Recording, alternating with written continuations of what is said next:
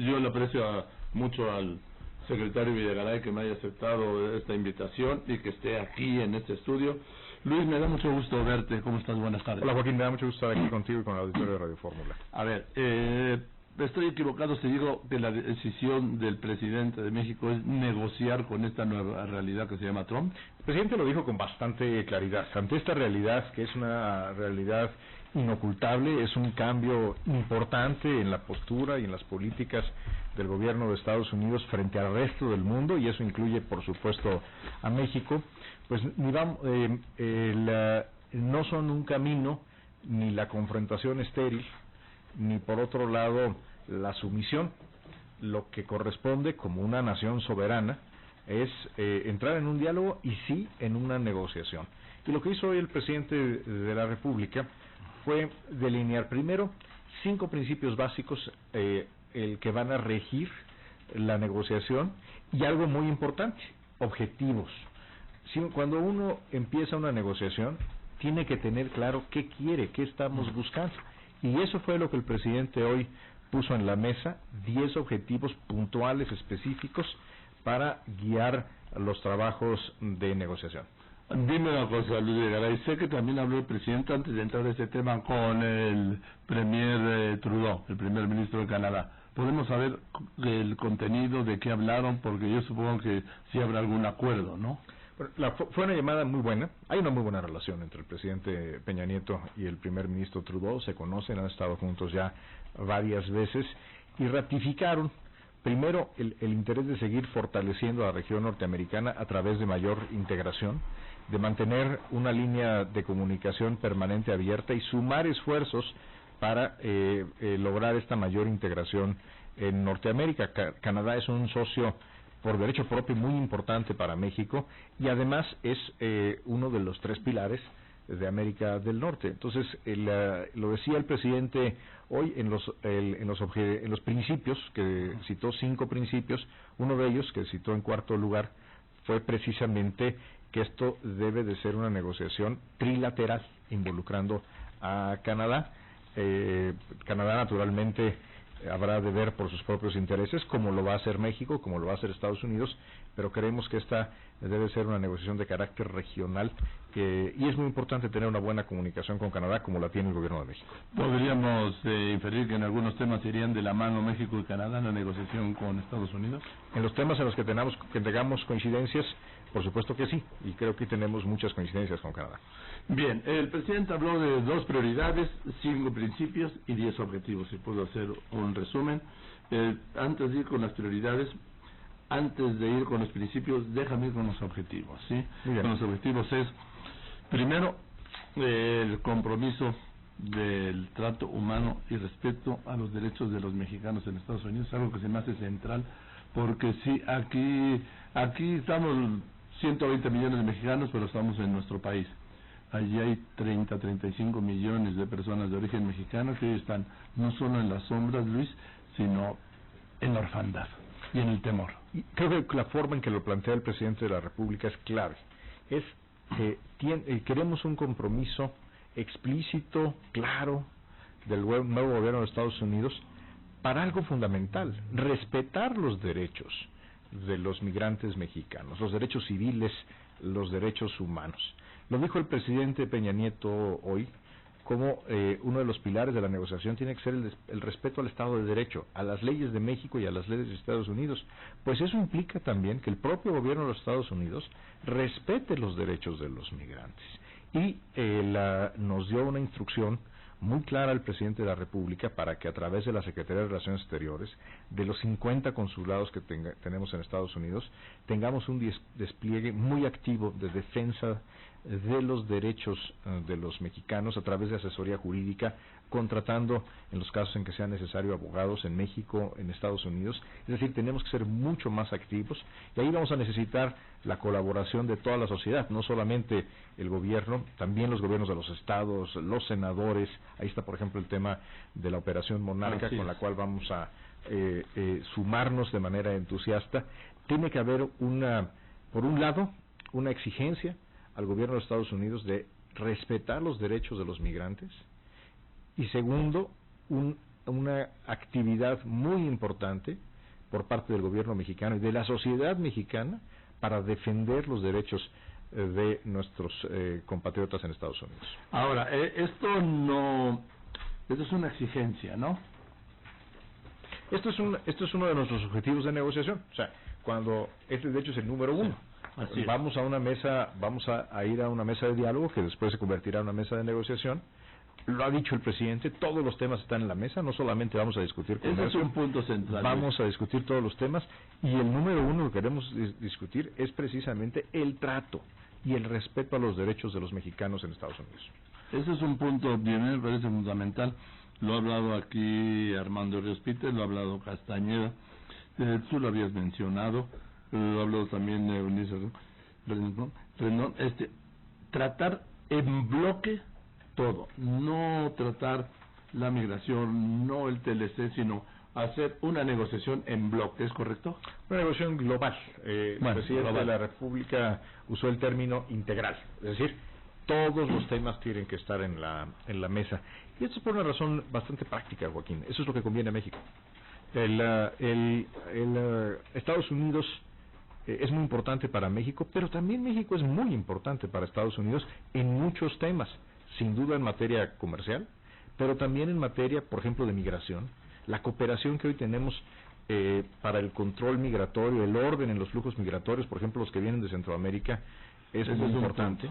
En materia de seguridad, incluso de combate al terrorismo. A ver, de la migración de los centroamericanos, hoy está llegando el doble de centroamericanos que de mexicanos a Estados Unidos. De hecho, es mayor la cifra. Según estimaciones del propio gobierno de Estados Unidos, el último año para el que hay registro, que es el año 2015, entraron a Estados Unidos alrededor de 80,000 mexicanos de manera indocumentada.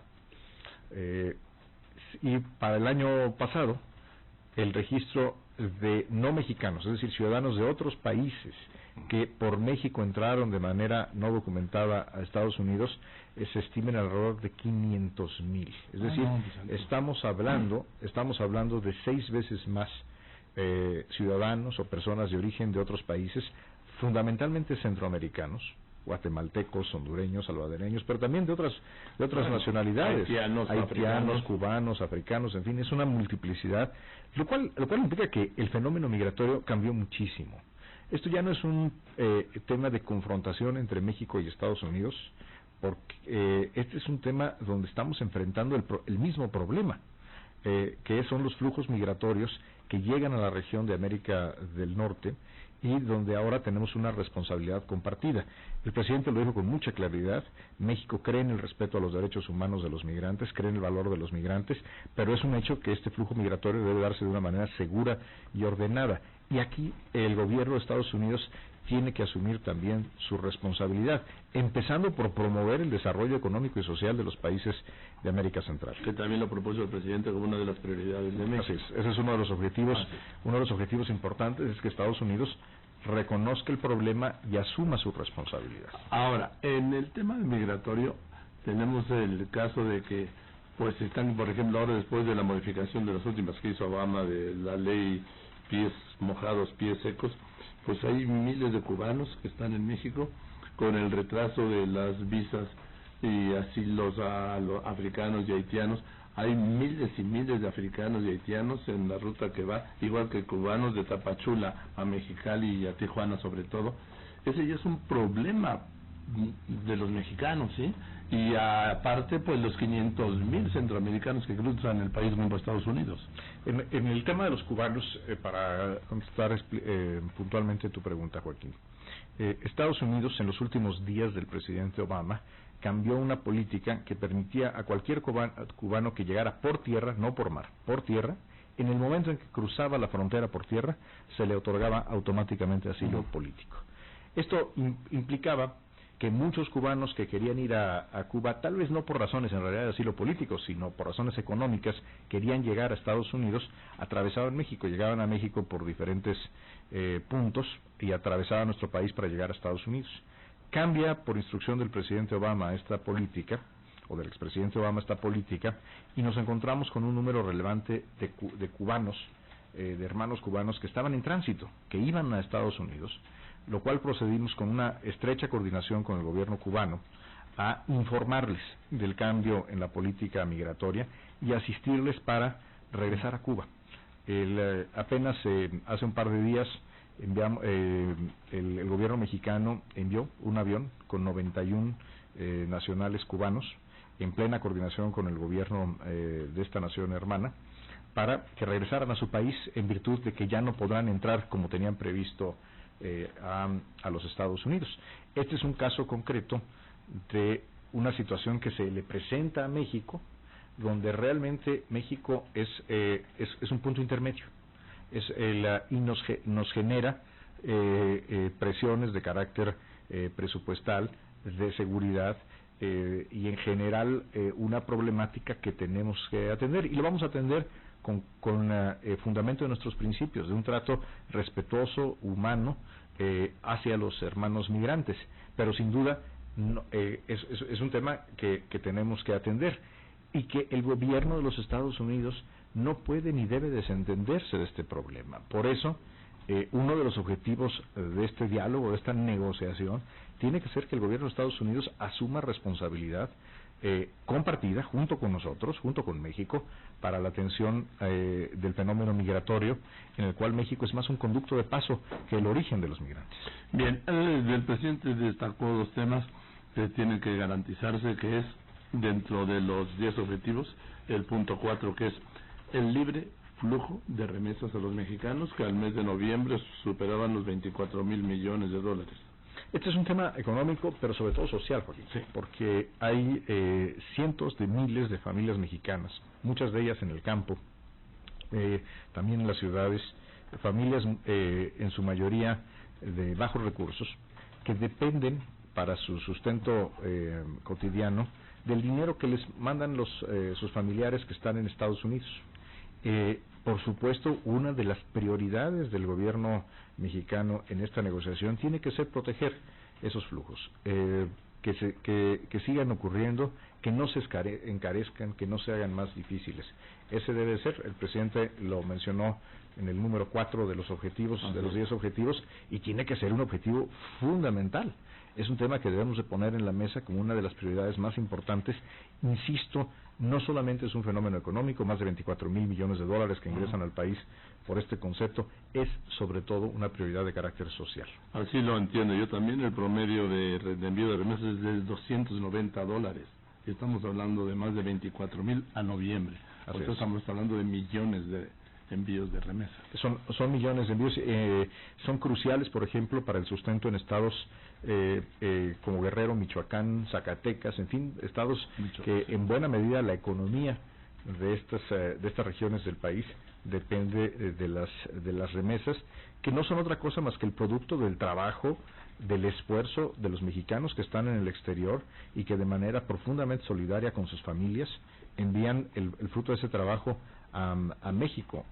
Son mexicanos trabajadores y generosos, y lo que queremos es lograr, como uno de los objetivos fundamentales, es que estos flujos de remesas no sean afectados. Bien, en algún momento, Luis, tú todavía como secretario de Hacienda dijiste que lo importante era la renegociación del Tratado de Libre Comercio, que incluso más que el muro, y en esto veo dos cosas. Primero, que sí aprecio no una modificación, sino como que atenuó el discurso de cancelar el TLC por renegociar o revisar el TLC. ¿Sí es correcto Ahora, el TLC es un tratado extraordinariamente importante para México. Si vemos la cantidad de exportaciones que le hacemos al mundo, que es de las cuales dependen millones, literalmente millones de empleos de mexicanas y mexicanos, pues más del 80% de lo que le vendemos al mundo se lo vendemos a Estados Unidos. Es decir, es nuestro principal cliente comercial, y por lo tanto proteger esas exportaciones es proteger empleos, es proteger el bienestar de familias, de millones de familias mexicanas. Por lo tanto, lo que nos interesa es que se proteja el acceso de los productos mexicanos a Estados Unidos, que sigan creciendo nuestras exportaciones, que no se nos impongan aranceles, que no se nos impongan cuotas. Ese debe ser el objetivo a proteger, las exportaciones, el acceso al mercado, que es una manera de proteger, a final de cuentas, los empleos, que eso es lo que más nos debe de importar. En cualquier negociación que tengamos sobre el Tratado de Libre Comercio, esto es lo que se debe de proteger. Es un acuerdo que tiene más de 20 años y que realmente nunca se ha revisado. Es natural esperar que haya cosas que son obsoletas, que pueden mejorarse, que pueden modificarse, pero lo que no se debe modificar, y lo dijo el presidente con gran claridad como uno de los objetivos importantes, es precisamente preservar el acceso a este mercado, sin cuotas, sin aranceles, comercio basado en reglas, comercio que permita a los mexicanos exportar a Estados Unidos y por lo tanto genere y proteja los empleos. El presidente señaló que inclusive ampliar el TLC a 3 renglones que están quedados fuera: telecomunicaciones, energéticos y comercio electrónico. Y quiero subrayar lo del petróleo porque en su momento el presidente Carlos Salinas explicó que no se había incluido el tema migratorio en el Tratado de Libre Comercio porque lo que Estados Unidos lo que quería Estados Unidos era incluir el petróleo, y él dijo que el petróleo no iba en el TLC. El capítulo 6 del Tratado de Libre Comercio, firmado en 1993, que entró en vigor en el 94, es el capítulo donde está el tema energético, y empieza diciendo que habrá de respetarse la Constitución de los países firmantes. Hay que recordar que en ese entonces el artículo 27 constitucional en materia de energía era sumamente restrictivo. La energía, es decir, el petróleo, la electricidad, eran un monopolio del Estado mexicano. Eso cambió radicalmente. Una de las reformas fundamentales que impulsó el presidente Enrique Peña Nieto fue la apertura en materia energética. Por lo tanto, hoy el propio marco fundamental del tratado, que es respetar la Constitución, no es perfectamente compatible con los cambios, con las reformas en materia energética que se hicieron en México. Sin embargo, esto no implica que no deba de adaptarse el tratado a esta nueva realidad. Estamos viendo, por ejemplo, México hoy exporta electricidad a Estados Unidos. Tenemos por ejemplo, plantas eólicas en Baja California. Particularmente yo recuerdo una imponente en La Rumorosa, en Tecate, Baja California, que exporta electricidad al estado de California, y eso no estaba previsto en los acuerdos, en el Tratado de Libre Comercio. No estaba prevista la importación, por ejemplo, que estamos haciendo a través de ductos de gas natural, o el que se puedan construir ductos para otro tipo de petrolíferos, y por supuesto no estaba prevista la apertura en la exploración y explotación de petróleo, como por ejemplo acaba de darse la primera asociación de Pemex para aguas profundas y los primeros campos que fueron licitados, donde participan empresas de todo el mundo, no solamente de Estados Unidos. Es decir, hay una realidad completamente diferente en materia de energía, y hay una gran oportunidad, por lo tanto, de que el Tratado de Libre Comercio lo incorpore. ¿Para qué? Para que la energía barata, abundante, suficiente, sea una ventaja competitiva para Norteamérica. Recupero el punto 9 del presidente, de los 10 objetivos del presidente: proteger el flujo de inversiones a México con acuerdos que den lo que es elemental para el capital extranjero y para el nacional, Luis: certidumbre.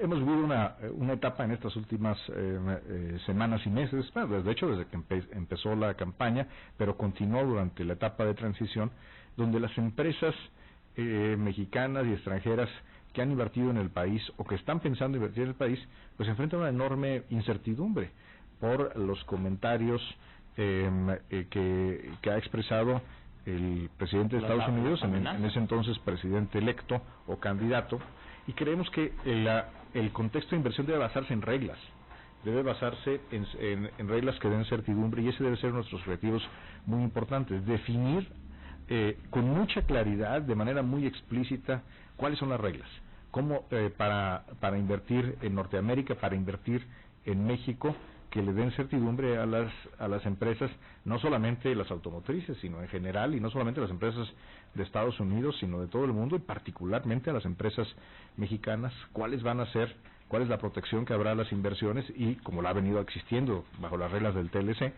y también cuál va a ser el acceso al mercado norteamericano para los productos que se producen en México. Ahí vuelvo a insistir, lo que queremos es conservar un acceso libre, sin restricciones, sin aranceles, sin cuotas a los productos mexicanos. A ver, Luis, y en el tema, en el 10º punto de los objetivos, habló de la frontera, dice que México no cree en muros, que México cree en puentes. Hay quienes han criticado la respuesta de no financiaremos el muro, diciendo que la respuesta debía ser no queremos el muro. Bueno, por supuesto que no queremos el muro, pero también debemos reconocer, así como exigimos que se reconozca la soberanía de México, Estados Unidos también es un país soberano y tiene el derecho a proteger sus fronteras como lo crea conveniente, como también nosotros tenemos el derecho a proteger nuestras fronteras. Por supuesto que nosotros podemos expresar nuestro profundo desacuerdo con la construcción de un muro, con considerarlo un gesto muy poco amistoso, pero es una decisión, a final de cuentas, soberana de los Estados Unidos el cómo protegen sus fronteras. Lo que nosotros hemos dicho es que más allá de establecer una barrera física que proteja a los Estados Unidos de los flujos ilegales de personas o de drogas, primero tiene que haber una responsabilidad compartida, porque los flujos ilegales también vienen de allá para acá. Está el problema de las armas, donde entran miles de armas de manera ilegal a México, y no se puede entender el alto grado de violencia que hemos tenido en los últimos años en México si no tuviéramos las armas que entran por Estados Unidos a México. Estados Unidos tiene que asumir un compromiso, tiene que asumir acciones concretas junto con México para detener este flujo de armas. Y segundo, en materia fronteriza, si bien reconocemos la soberanía de Estados Unidos y exigimos que se reconozca la nuestra, creemos que hay una gran oportunidad si decidimos invertir en la frontera, pero invertir en hacer más rápido los cruces, en que la mercancía no tarde tiempo en pasar por ahí, en que la gente pueda ir y venir de una manera mucho más expedita, y eso requiere mucha inversión en la frontera. Hace mucho que no se ha invertido como se debería haber invertido en la frontera. Necesitamos más cruces ferroviarios, carreteros, necesitamos más puentes, y algo muy importante, tecnología. Tenemos que invertir en tecnología para hacer que la frontera sea al mismo tiempo más segura, pero también mucho más eficaz y promotora del comercio y los intercambios entre personas. Así es que en materia fronteriza no creemos en los muros, no estamos, por supuesto, de acuerdo con ese tipo de propuestas, pero sobre todo lo que queremos lograr es un trabajo conjunto para hacer una mejor frontera, que funcione mejor, en la que, insisto, haya más puentes, más cruces, y tengamos un comercio y un paso de personas que sea mucho más eficiente. Ahora, lo que pasa, estoy hablando con el secretario de Relaciones Exteriores, Luis Videgaray. Lo que pasa, Luis, es que el muro es una decisión soberana de Estados Unidos. Puentes y cruces es una decisión bilateral de los dos países, porque no se puede poner un puente si no están de acuerdo Estados Unidos. Por eso es un objetivo de negociación. Por eso un objetivo de negociación es precisamente el que tengamos un programa conjunto de infraestructura fronteriza, que implique más recursos para la frontera, pero aplicados precisamente en las cosas que necesitamos. Y por cierto, tenemos que invertir como país también más recursos en nuestra frontera sur, donde los retos son cada vez mayores. Ahora, dime una cosa, en el tema de la Operación Monarca, que el presidente reiteró su apoyo a la Operación Monarca, hacen falta, por ejemplo, más abogados, hace falta más dinero. Incluso el presidente del Senado, Escudero, dijo que de los ahorros se podría invertir en esta Operación Monarca para tener más abogados, y ahí cuestan dinero, ¿sí? Y porque ciertamente es muy diferente un mexicano con abogado a un mexicano pues sin abogado en esto de las deportaciones. Lo primero que tenemos que hacer es priorizar a qué se dedican los consulados en México. Yo creo que la Operación Monarca, que es un esfuerzo que yo personalmente considero extraordinario, una gran iniciativa de senadoras y senadores, por cierto, de todos los partidos. Aquí es una iniciativa muy plural, se pusieron de acuerdo, y hoy el presidente lo dijo con mucha claridad: el gobierno de la República se suma a la Operación Monarca a través de la Secretaría de Relaciones Exteriores, y vamos a estar trabajando de la mano con senadoras y senadores. Creo que es muy importante que se sumen también los gobiernos de los estados. Ahí estaba el presidente de la CONAGO, Graco Ramírez, y creo que es muy importante que este sea un esfuerzo del Senado, de los gobiernos de los estados, por supuesto el gobierno federal, el gobierno de la República, y también sumar actores de la sociedad civil, organizaciones, el sector privado. En fin, esto tiene que ser un esfuerzo muy coordinado, porque vamos a requerir estar más presentes que nunca en la defensa de los derechos. Insisto, aquí la palabra clave es los derechos de los mexicanos en Estados Unidos, derechos civiles, derechos humanos, y en muchos casos efectivamente tendrá que haber abogados, tendrá que haber orientación. Estamos listos para darle absoluta prioridad a esta actividad desde los 50 consulados que tenemos, y a darle prioridad en el manejo, en el uso de los recursos para este destino. Fíjate que a principios de diciembre hubo una reunión en el Foro Nexos, foro de migrantes, donde está Eunice, está Héctor, está Jorge, está Armando Ríos Peter, está Zoe Robledo, está Marcela Guerra. Hubo un representante de la Coparmex, pero no hubo ningún representante del gobierno. Yo creo que también es tiempo de sumar este foro, por ejemplo, ¿no? La instrucción del presidente fue clarísima y ahí vamos a estar en este tipo. Porque el próximo foro es en Arizona el día 11 de febrero. En todos los foros de esta naturaleza, en este y en todos los demás que se generen, la instrucción del presidente hoy fue clara, contundente y pública. Estar ahí, y no solamente estar, sino prestar apoyo, sumarse a las causas, sumar los recursos humanos y materiales de toda la estructura consular.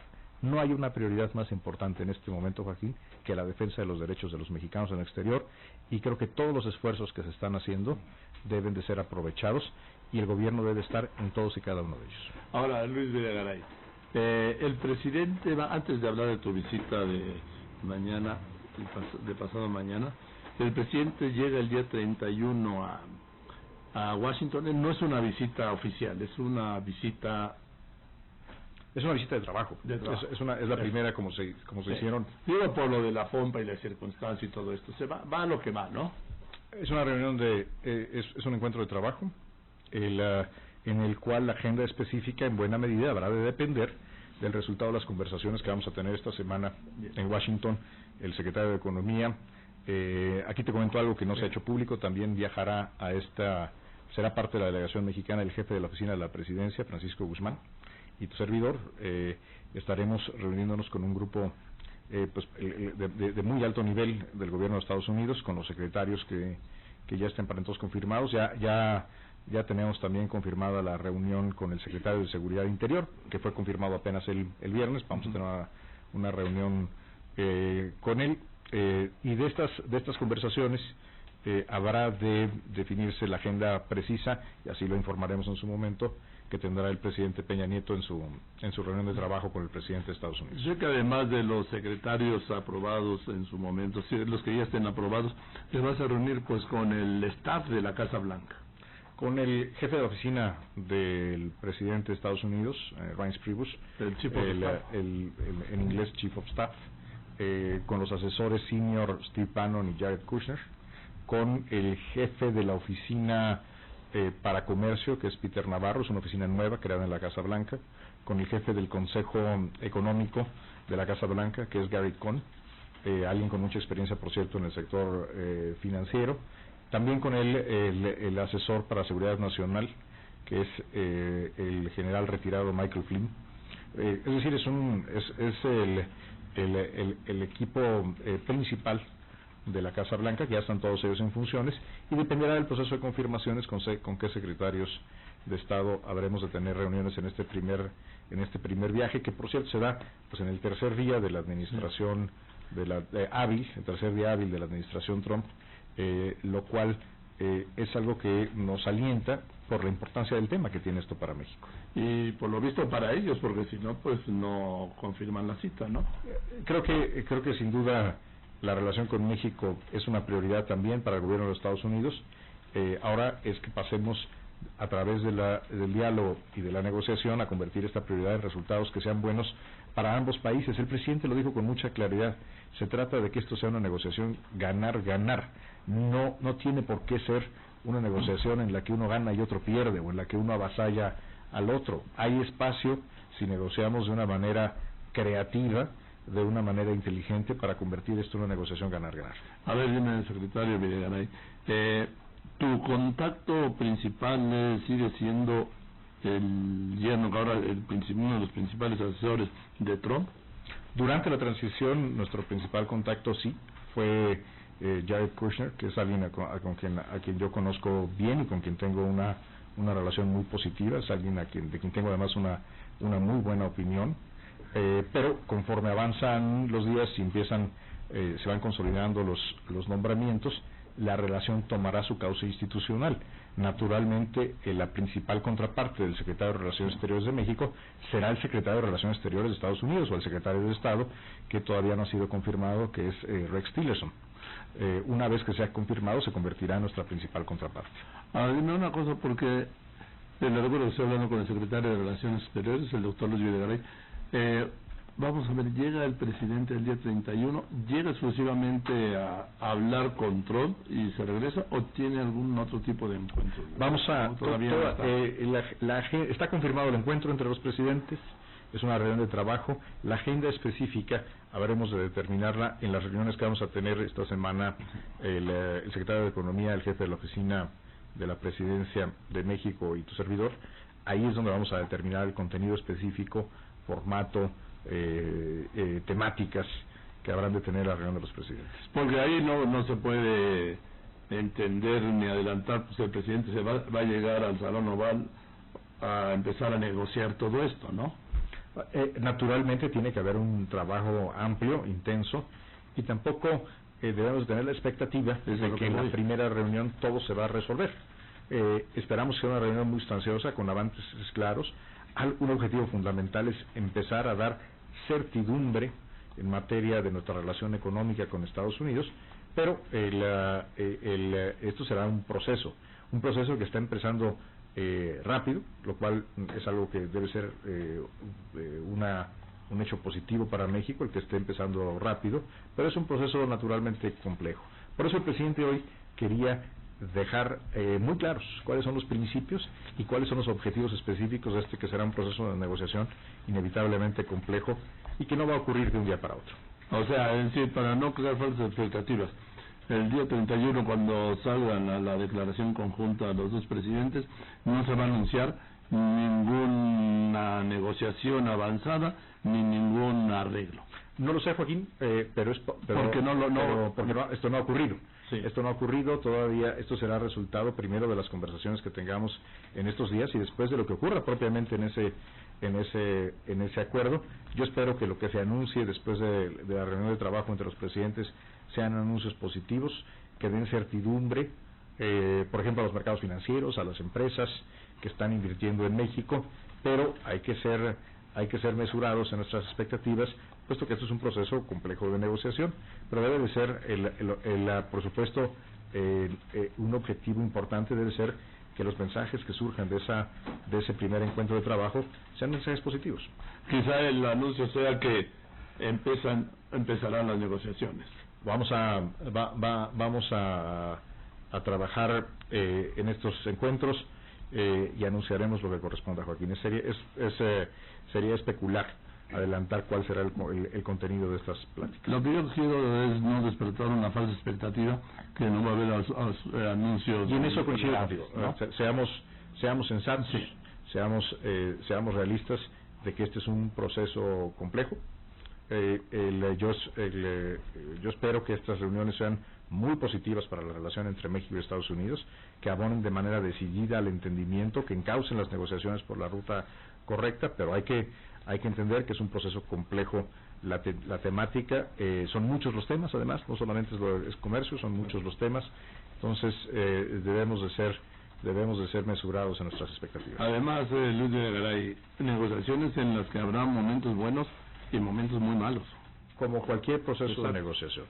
Y tenemos que debe de prevalecer en nosotros la serenidad.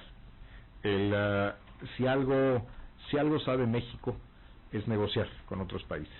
México tiene una enorme experiencia de negociación con Estados Unidos y con otras naciones del mundo, y eso nos debe, esa experiencia nos debe de dar la serenidad, la calma para llegar a buen puerto. Dime, Luis, te escuché que calificaste a Trump de muy amable, pues no hemos visto esa cara de Trump. ¿Tú sí alguna vez? No, yo me refería, esa fue una entrevista con Carlos Loret, sí, en la que me preguntaba específicamente sobre un par de tweets que puso cuando yo renuncié a la Secretaría de Hacienda. Y me preguntó Carlos Loret cuál era mi opinión sobre esos tweets, y yo dije que era un gesto muy amable del entonces candidato. A eso se refería el calificativo de amabilidad, particularmente a ese gesto, exclusivamente a ese gesto. Sí, no una actitud, porque hemos visto que no es amable a veces ni con los suyos, Bueno, lo que hemos visto, por ejemplo, al inicio de su campaña, pues fueron expresiones absolutamente injustas, incorrectas, y que de ninguna manera podemos coincidir con ellas. ¿Te sientes bien, Luis, de regreso en el gabinete, no?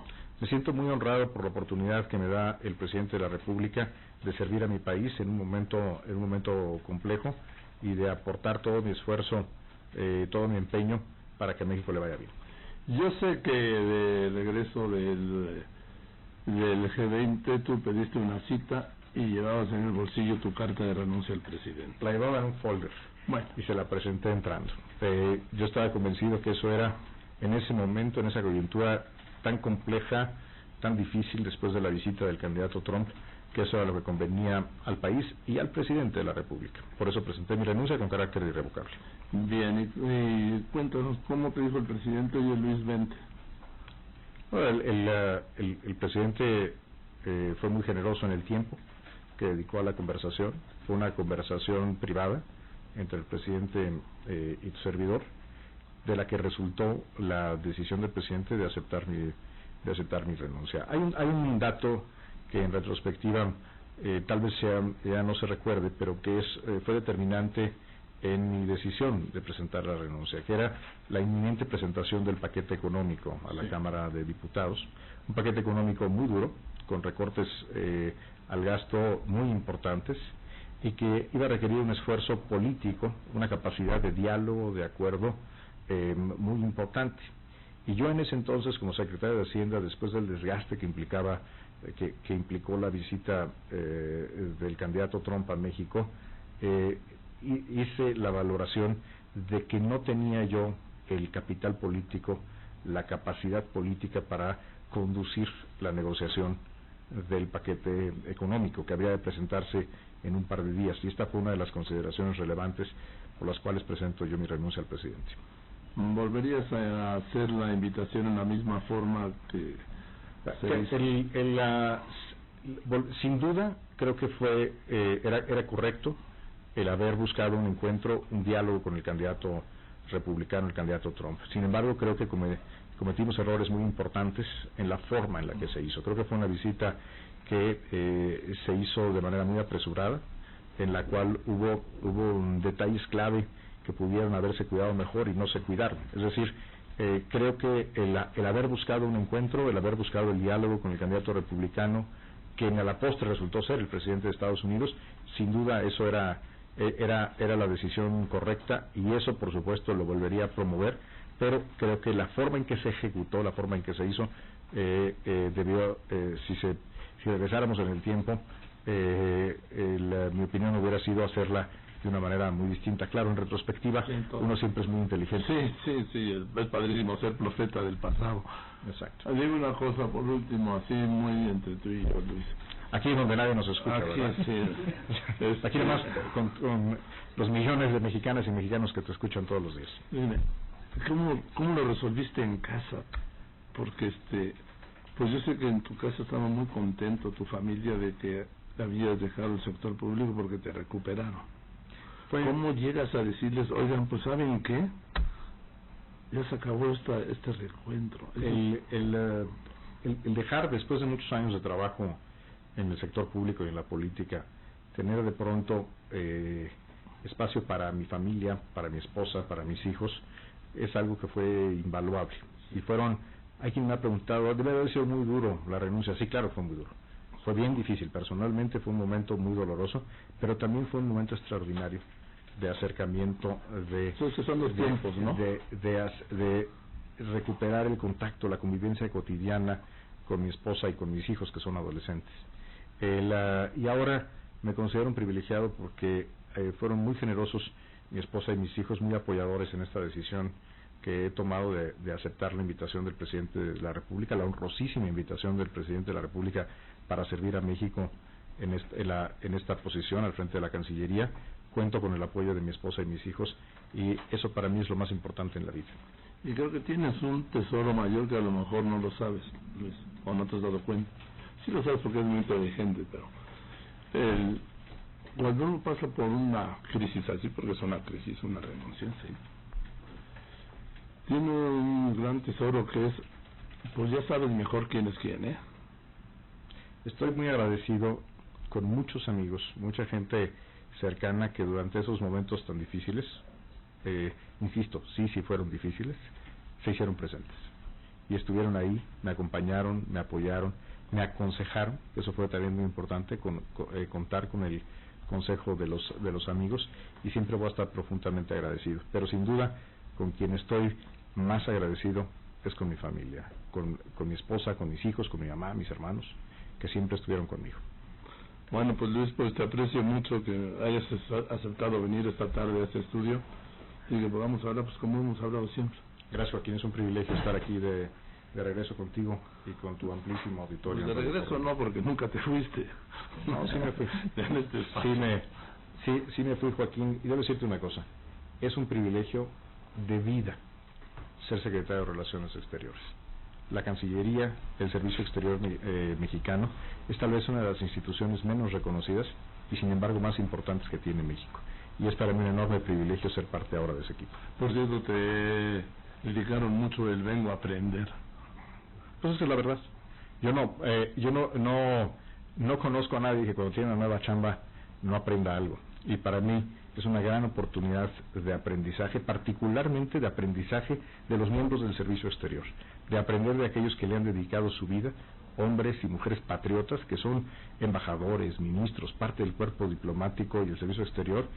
Por supuesto que quiero aprender de ellos y es un privilegio. Y quien diga que cuando llega a un trabajo nuevo no aprende, pues mi querido Joaquín, está diciendo mentiras. Oye, además tocó la coincidencia afortunada de que era la reunión anual de embajadores y cónsules. Eso fue una maravilla, eso fue una oportunidad extraordinaria porque pude tener contacto, sentarme a platicar ampliamente con los embajadores y cónsules que normalmente están fuera de México, porque ese es su trabajo. Cada año vienen, la primera semana de enero vienen a México, y justamente mi llegada a la Secretaría se da en ese momento, lo cual me permitió una oportunidad extraordinaria de conocer su trabajo, pero también conocerlos como seres humanos que son. Luis, muchas gracias. Y muchas gracias a ti, Joaquín, y aquí estoy siempre a tus órdenes. Muchas gracias. Igualmente el secretario de Relaciones Exteriores, Luis Videgaray, con todo este tema que es muy fuerte, y pues seguiremos en contacto. ¿Te vas cuándo, Luis? Mañana por la tarde viajamos y tendremos las reuniones el miércoles y el jueves. ¿Y el viernes podremos hablar para saber los resultados? Ya estaremos de regreso por aquí el viernes. Joaquín. Entonces te busco. Será un privilegio encontrarte. Gracias, el doctor Luis Videgaray. Yo voy a los anuncios. Por cierto, el Fondo Monetario dice que México está entrando en un terreno difícil por el factor Trump. ¿Tienes algún comentario? Es un reto indudable, creo que eso lo sabe todo el mundo y lo entiende todo el mundo, pero corresponde a los mexicanos cómo vamos a reaccionar y cómo vamos a enfrentar el problema. Si lo hacemos con unidad, con objetivos claros, con seguridad de nosotros mismos, creo que podemos salir adelante. Gracias, Luis Videgaray. Ahora sí, muchas gracias.